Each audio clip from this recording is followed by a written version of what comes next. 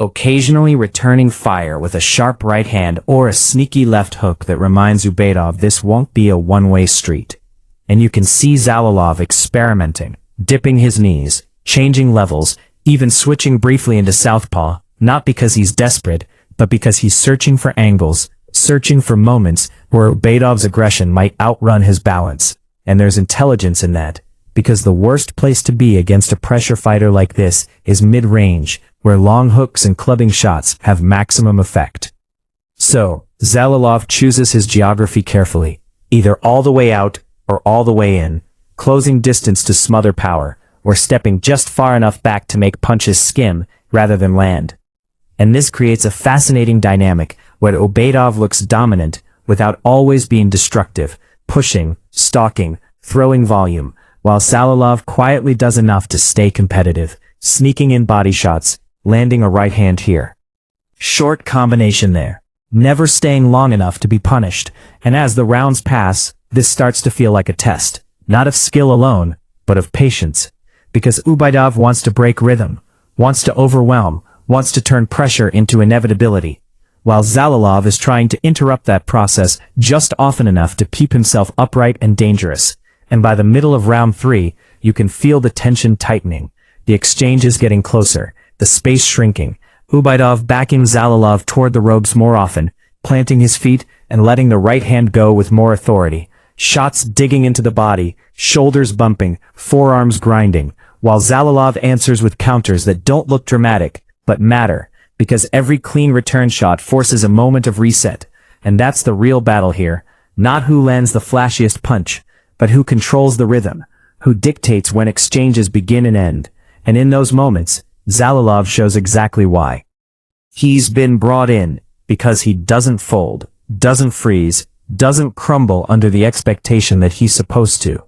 Instead, he stays in the pocket when it feels dangerous, trusting his defense, trusting his instincts, and forcing Ubaidov to think rather than simply march forward. And that thought process is crucial, because pressure fighters thrive on momentum, on flow, on the feeling that the opponent is shrinking. And Zalilov refuses to shrink, even when backed up, even when the crowd roars for every movement against him. And by the end of the third round, the fight feels perfectly balanced on a knife's edge. Ubaidov ahead on activity and optics. Zalilov ahead on composure and discipline. Neither man breaking, neither man taking a decisive step away. And that's when fights like this become dangerous, because when control meets resistance long enough, something unexpected almost always happens. Round 4 begins with the sense that something has to give, and Ubaidov comes out aggressively, piling in behind combinations, stepping into range with a 1-2, even sneaking in an uppercut, trying to capitalize on the work he's been doing to the body, while Zalilov, perhaps sensing the urgency, chooses to stay closer than before, backing himself in the pocket, trading at short range, throwing uppercuts of his own, believing that close is safer than letting Ubaidov extend his shots fully. And for a moment it works. Zalilov lands a solid left, then a right, staying in punching range and forcing exchanges rather than absorbing them. And this is a crucial tactical adjustment, because it gives him presence in the round. It gives him moments where Ubaidov has to respect him. But then the fight hits its most controversial and defining moment, a moment that halts everything and changes the atmosphere instantly. Because after an instruction from the referee to stop boxing, a punch still lands, a left hand from Ubaidov that catches Zalilov when he's not braced, expecting impact, and the effect is immediate. His legs buckle slightly, his body reacts before his mind can process it, and suddenly the roar of the crowd turns into confusion, boos mixing with uncertainty, because everyone feels it at once, that something isn't right here. And this is the danger of late punches, not just that they break rules, but that they hit fighters when their defensive mechanisms are down, when the instinct to protect is momentarily switched off. And Zalilov feels it. You can see it in the way he moves to the ropes, in the way he works his jaw, in the way he takes his time, and he is absolutely entitled to take every second offered to him, because this wasn't a clean exchange, this was an accidental foul. And in those moments the fight becomes as much about officiating and judgment as it is about boxing. The referee stepping in, discussions happening at ringside, the crowd restless, Ubaidov pacing, momentum bleeding away with every passing second. where experience asserts itself in a different form. Because Zalilov doesn't rush to continue, doesn't wave it off immediately, doesn't play to the crowd. He listens to his body, listens to his corner, understands that recovery is part of competition too. And eventually the decision is made. A point is deducted from Ubaidov, the fairest outcome given the circumstances, not enough to define the fight outright, but enough to add weight to the moment, enough to change the psychological landscape completely, because now Ubaidov has to carry not just pressure, but caution, and Zalilov has been given proof that his presence matters, that the rules protect him, that he isn't simply there to be walked through, and when the action resumes, the energy is different, Ubaidov still pressing, but slightly tighter, slightly more deliberate, while Zalilov, despite being shaken, fights with renewed awareness, staying busy, moving, choosing moments carefully, and by the end of the fourth round, the question isn't whether Ubaidov is winning. It's whether that interruption has taken something away from his rhythm, something intangible but vital, because fights are built as much on flow as on force, and once that flow is disrupted, rebuilding it under pressure is never guaranteed. Entering the fifth round, the fight settles into a grittier phase, less explosive but no less demanding, because both men are now dealing with the accumulation of effort. Ubaidov still the aggressor, still walking Zalilov back toward the ropes, still digging shots into the body, but no longer overwhelming him, while Zalilov, shaken earlier, but still very much present, does what seasoned professionals do best. He survives intelligently, rolling with punches, bobbing and weaving along the ropes, taking the sting off shots rather than absorbing them clean, and occasionally snapping back with a counter right that reminds everyone he hasn't gone into his shell, and you can sense that the earlier delay has had an effect on both fighters. Ubaidov slightly out of rhythm, sometimes forcing shots, sometimes loading up too much, while Zalilov benefits from the pause, his breathing steadier, his movements more deliberate, his defense more economical. And this is where the fight becomes a study in control rather than damage, because neither man is likely to score a stoppage at this stage. But both are still fighting for territory, for optics, for the story the judges are writing in their minds. And Ubaidov continues to be the man dictating geography, holding the center of the ring, stepping forward, cutting off exits, while Zalilov circles when he can and clinches when he must, using every tool available to blunt momentum. And by the closing stages of the fifth round, it's clear that Zalilov hasn't found the range he wanted offensively, but he has succeeded in something just as important. He's denied Ubaidov the clean dominance that pressure fighters rely on. And that alone makes the final round meaningful, because now it's not about chasing a finish, it's about closing strong, about avoiding mistakes, about ensuring that the work already done isn't undone by fatigue or frustration. And you can see the calculation on Ubaidov's face as he walks back to his corner. The understanding that he's ahead, but not far enough to relax, not far enough to coast, because even with the point deduction, the volume, aggression, and control have placed him in front, yet Zalilov remains stubbornly competitive, still landing just enough, still refusing to fade, still making every exchange cost effort. And that's the kind of fight that builds fighters, because it demands discipline under pressure, composure under fatigue, and restraint when instinct says to rush.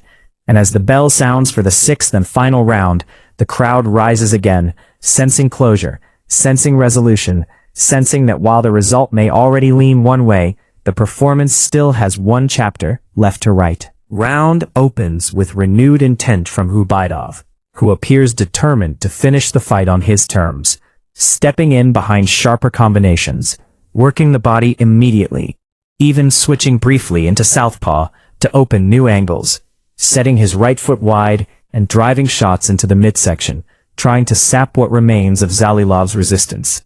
And for a moment, it looks as though the pressure might finally overwhelm.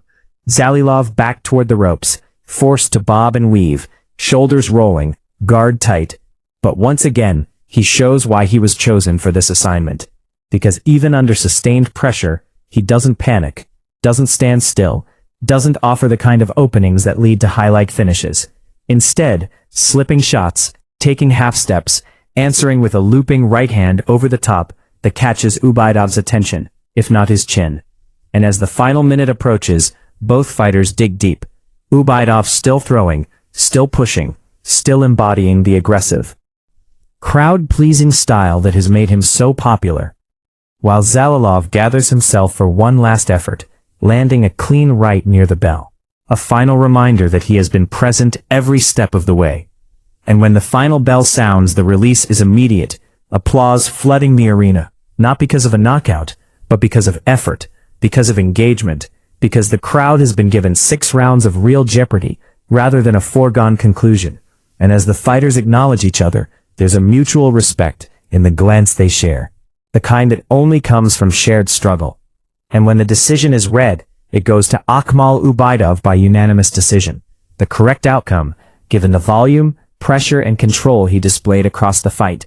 But the result doesn't tell the full story, because Zalilov pushed him, tested him, and forced him to learn in real time, particularly about discipline, about listening to the referee, about how easily a single lapse can alter the course of a fight, and that lesson may be more valuable than a simple dominant win, because fights like this are supposed to carry jeopardy.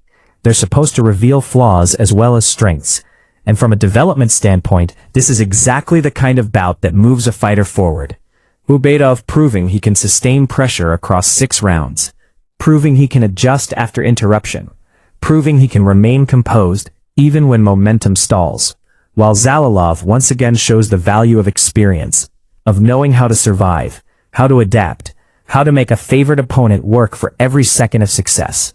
And as the gloves come off and the crowd slowly settles, what remains is not just a scoreline, but a reminder of why matchmaking matters, why real opposition builds real fighters, and why even in a win, there are moments that must be studied carefully. Because in higher-level fights, those moments decide everything. And tonight, in Dushanbe, both men walked away with something earned, one with the victory, the other with the respect that comes from refusing to be broken. So, here comes Yerzhan Zalilov from Kazakhstan, boxing once again far from home, walking into a ring where nothing is promised and no favors are given. Because nights like this in Dushanbe are never about comfort for the away fighter. They are about survival. And Zalilov knows that better than most, having built a career on real fights rather than padded numbers. 13 wins, 4 defeats, 2 draws, a record that tells you immediately he has been places, learned lessons the hard way. Fought in Russia, Spain, Kazakhstan, Latvia, fought champions and prospects alike, won the Kazakhstan Super Bantamweight title back in December 2021, gone the distance with Jan Baluta over 8 rounds, come up short but not broken, shared the ring with Olympic-level opposition, including a split draw against a Rio bronze medalist. And that's what experience looks like when it doesn't need to shout, because it's written into the way a fighter carries himself, the way he looks around the arena. He listens to the crowd without reacting to it, because tonight the noise belongs to Akmal Ubaidov, the home fighter, the Asian champion, undefeated as a professional, walking out to the kind of reception that tells you instantly the expectations are heavy, not just from fans, but from momentum itself. From the idea that this is how a prospect is supposed to look, strong, compact, aggressive, built to push opponents backward, whether they like it or not. And while Ubaidov turned professional back in 2021, his journey has moved at a different rhythm, boxing both amateur and professional concurrently, collecting medals, winning the Asian Championships in Thailand with a dominant 5-0 performance, building belief without rushing the ledger. And this is only his 2nd appearance in IBA.PRO, the first having come via split decision. The kind of result that reminds everyone, development is rarely clean. So now here they are, featherweights, 6 rounds, orthodox versus orthodox. Physicality on one side, road-tested calm on the other. And before a punch is thrown, you can already see the contrast in posture. Ubaidov standing wide, knees bent, leaning forward, guard high, but elbows flaring just enough to suggest opportunity for the body. Zalilov tighter, elbows tucked low, shoulders high, eyes watching everything, not wasting energy on reactions, because he understands the role he's playing tonight. He understands that away fighters don't get to feel their way into fights slowly. They have to make decisions early. And as the bell sounds, the crowd rises with it, every small movement drawing noise, every feint creating anticipation. and Ubaidov wastes no time stepping forward, flashing the left hand, not landing clean, but sending a message. This ring belongs to him, at least for now. And Zalilov doesn't panic, doesn't rush, doesn't try to impress anyone except the judges quietly. Because in fights like this, the goal is never to win the first exchange loudly. To survive it intact, to feel the timing, to understand the pressure, to see whether that forward momentum comes with gaps. And already you can see it, the way Ubaidov hunches, the way his elbows lift when he plants his feet, the way he commits. And Zalilov's eyes pick it up instantly, because experience does that. It files information in real time, storing it for later rounds, later moments, when it might matter more. And as the opening round unfolds, there isn't much between them on the scorecards. Ubaidov busier, Zalilov smarter, both feeling their way through a fight that already carries more tension than a typical six-rounder. Because this isn't just about winning, this is about proving something. One fighter trying to show he belongs on a bigger stage, the other trying to remind everyone that survival itself can be a skill, and that skill can't be rushed. As the second round begins, the tempo subtly shifts, because now the pleasantries are gone, and the patterns start to form. Ubaidov continues to press, feet wide, shoulders rolling forward, stepping into range with intent. Not flicking punches, but placing them, aiming for control rather than flash. And the crowd responds to the body language as much as the shots themselves. Every forward step drawing sound, every attempted right hand creating a ripple through the stands. But Zalilov remains composed, elbows low, torso protected, guard tight almost to the belt line, absorbing what he must and deflecting the rest.